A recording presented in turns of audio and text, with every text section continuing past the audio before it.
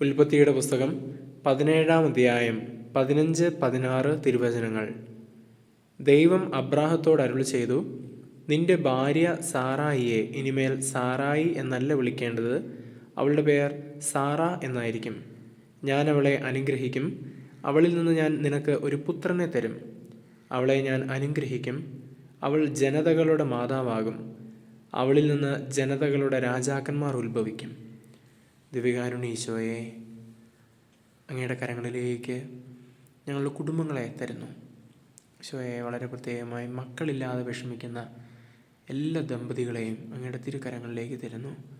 ഈശോയെ, അവരെ അങ്ങ് അനുഗ്രഹിക്കണമേ. ഈശോയെ, ഉദരത്തെ അനുഗ്രഹിക്കണമേ.